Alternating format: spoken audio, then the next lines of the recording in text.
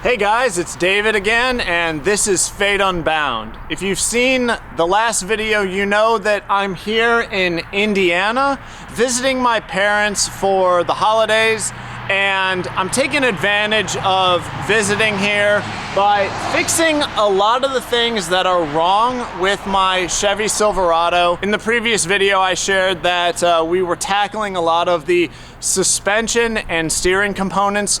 We did a full overhaul on pretty much the entire steering and suspension on this truck, and wow, I'm so happy with how all of that ended up. We did the front and upper, or the upper and lower front ball joints and bushings.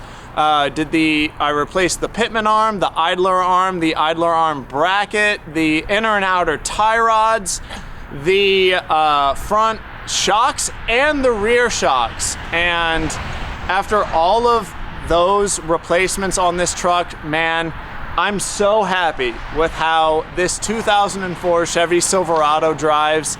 It's like brand new. And those of you that have been watching the channel for a long time know that this truck goes through a lot of punishment. It tows this travel trailer through the mountains in the western part of the United States constantly. We're constantly going down off-road roads down in the national forests and in the deserts of the Southwest, just all over the place. This truck goes through so much punishment, and I'm really excited now to get it back out west and be able to actually drive it with the new suspension and steering components. But this video is about a different part of this truck that we are restoring, refurbishing, making brand new. There's a lot that needs to be done to this truck before it's ready to head back out west towing this travel trailer, and I'm gonna show you part 2 in this video. So the next part in making sure that my truck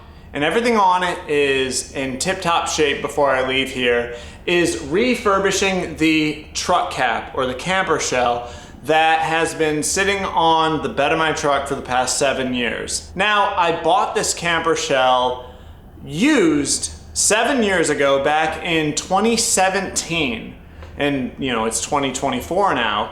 And so this camper shell has also been put through a lot of abuse because, I have a long bed pickup, and this camper shell is clamped to the bed of the truck. And so when I go down all of the back roads to either explore or to, get to the far out camping sites that you guys know that we love to get to, the bed goes through a lot of twisting and bending and turning, and a fiberglass camper shell can only be put through so much punishment before things start to go wrong. And that's exactly what has happened with my truck and my camper shell. So the biggest problem that I've experienced with this camper shell is the fiberglass shell has completely separated from the metal frame that goes around the entire perimeter of the shell.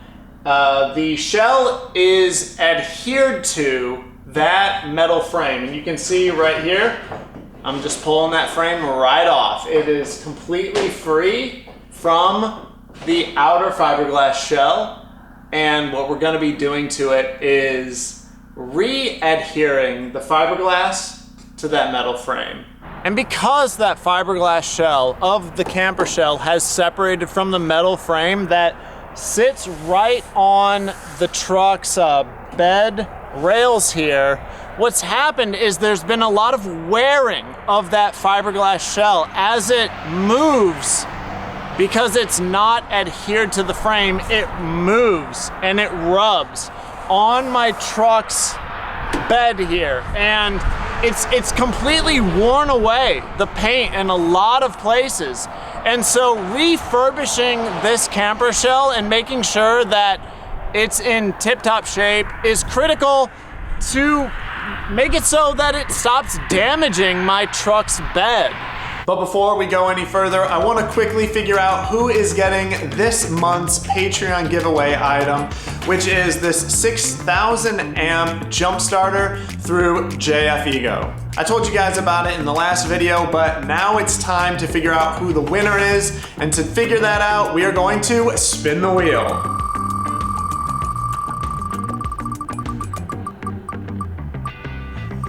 And the winner is Victor Xfield. That's awesome, man. I'm gonna be contacting you on Patreon so that I can just verify your address and get this sent out to you. Congratulations. And for those of you that are interested in checking this out for yourself, I will post a link in the video description below. And if you want to get in on these monthly giveaways, then check out my Patreon also. There's a link to that below as well. But let's get back to fixing this truck cap. Now, the adhesive that originally held the fiberglass shell to the metal frame was almost certainly a two-part epoxy because it was very rigid, and the epoxy itself, or the adhesive, didn't fail.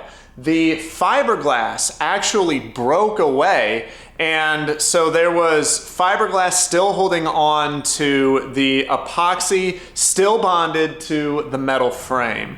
And because of that, what I've decided to do is not use another two-part epoxy, but instead go with the 3M 5200 marine adhesive. And the reason is because this will remain flexible. And like I said before, you can visually see when off-roading, you can, just looking in the rear view mirror, you can see this whole thing flex and twist and bend pretty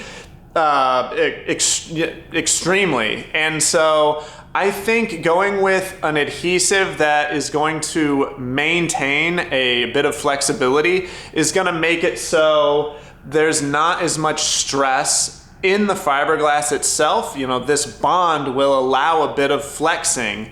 So hopefully that fiberglass doesn't break away again. Everything I've read about this 3M 5200 is that it is extremely strong, and so I have no doubt that it's going to be able to carry the weight of the fiberglass shell because it's really not that heavy, honestly. This is a very strong marine adhesive used to stick together parts of different sections of boats, and so with large boats, again, there's a lot of flexing because everything is made out of fiberglass. And so, an adhesive that allows that flexing, that natural flexing to happen, I think is gonna really help in this application also. Now, we've supported the shell just using wooden pallets, you can see, so that it leaves the entire frame free for us to get in there, apply the sealant directly to the metal frame, and then we're gonna use a ton of clamps, like one clamp every foot or so,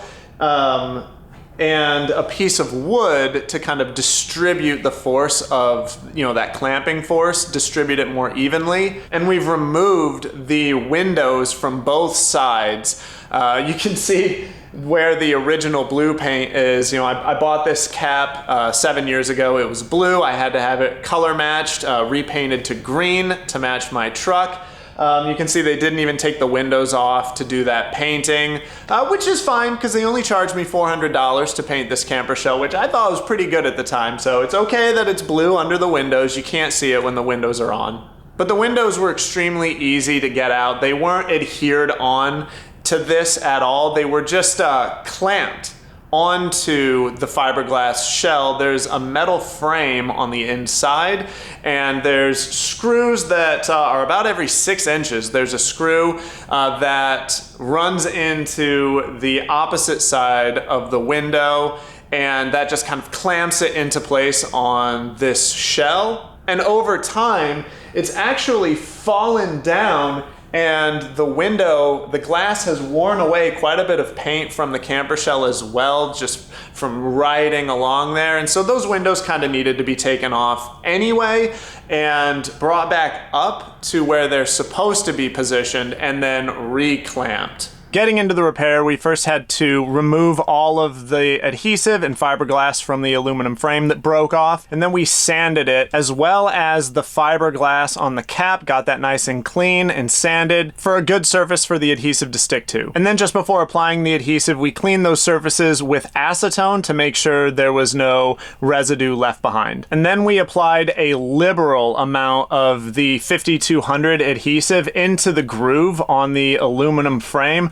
Like I said, we applied quite a bit of it so that it would smush out and just really stick to everywhere on that aluminum frame. And the nice thing about the 5200 is it takes a long time to set, 7 days. And so there was no rush in getting the frame into place and all of the clamps in place. We didn't have to worry that, you know, the adhesive would dry before we had time to get everything up into place and clamped. And then using this thin but long board, we clamped that to the fiberglass outside to both protect the fiberglass, but mainly to evenly distribute the pressure from the clamps along that entire length. Thankfully, we have a lot of clamps, but using this board, we thought that would give us an even better chance of the adhesive just spreading everywhere. And like I said, that process is going to take 7 days. Those clamps have to stay on for the adhesive to fully cure. And so in the meantime, we touched up the rails of the truck bed. I was able to find some duplicolor spray paint that is color matched to my specific paint color,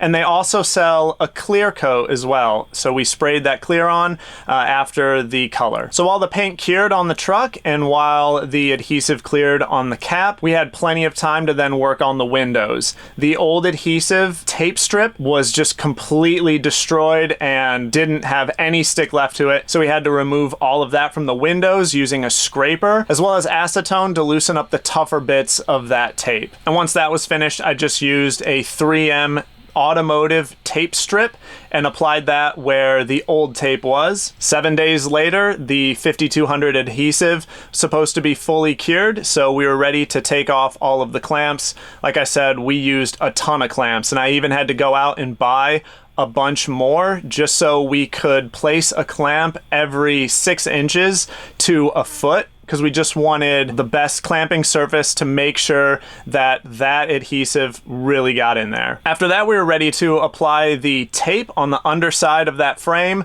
that sits between the bed of the truck and the aluminum frame. That, you know, a nice thick padding to protect the paint on the truck. This is just a single-sided tape that we decided to stick to the camper shell because that just made more sense to us. After that, it was time to actually put the camper shell up onto the truck, but we just had my dad and I to lift it up, and so we got the help of my mom to help lift up that camper shell onto some boards so that it was as high as we could possibly get it, as close to the height of the truck bed so that we, you know, just to minimize how high we had to lift it. It's not really heavy, especially with the windows out, but it's still a lot to handle for just 2 people. But doing this, we were able to just kind of angle it up, set it down onto the truck bed, and then slide it on really easily. And to secure it to the truck, I just have 6 of these aluminum C-clamps that I tighten down so that it can't go anywhere. Hopefully it doesn't shift around anymore. And then it was time to put the windows in. So I just peeled off the protective plastic strip, and then my dad and I placed that window into place. We already did a dry fit with that plastic still on the tape, and you can see we've got that tape at the top that sort of marked the center point of the window so that there wasn't any guesswork while placing the window in with the adhesive exposed. And then from the inside of the truck bed, I placed the aluminum frame back into place and then ran all of the screws in that just kind of secure that frame into place. And then it was time for the other window. Peel that protective plastic strip off, and then again, my dad and I picked that up, and using the same technique as on the other side, we had a piece of tape on the center to help us kind of line that window up with the opening in the truck bed. And then again, place that frame back into place and then ran in all of the screws. From the outside, you can see my dad is pushing in just to make sure that everything pulled into place nicely.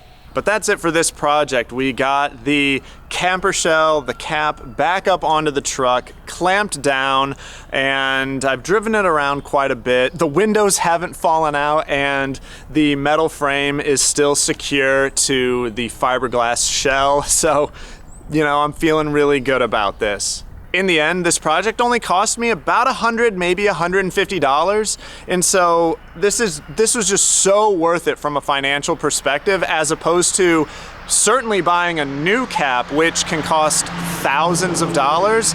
But even finding a used cap, you know, they'll run about $500, $800, and then getting it paint matched is gonna be, you know, another $800 probably. So I easily saved $1,500 restoring this camper shell ourselves. And then having a functional truck cap like this for me as a full-time RVer is just essential, because, you know, I think of my truck bed covered by this cap kind of as my garage. It's where I keep all of my stuff that's either too big or too dirty to fit inside of my travel trailer or in any of its storage bays. So like my folding e-bike, extra water, tools, extra wood, leveling blocks, my generator, all those things I'm able to take with me while I travel because of the storage room that I get from having this camper shell on top of my truck. And then one more thing that I did to this camper shell in fixing it up that I forgot to show on camera for some reason is I replaced these gas springs. Those were just totally dead. They didn't help lift this door up, the glass door, or keep it open at all. It would just fall right back down. I had to prop it up before, but that's working now properly too. So yeah, this whole project was hugely important to me as a full-time RVer, and I'm really glad that it went so easily and everything is nice and rigidly held in place. I feel really good about it. So I hope you enjoyed this video watching the restoration of this camper shell, and if you're looking to tackle a project similar to this, then I hope it at least gave you some ideas on how to go about doing that. But my name's David, this is Fate Unbound. If you liked the video, please consider subscribing, it would really help me out.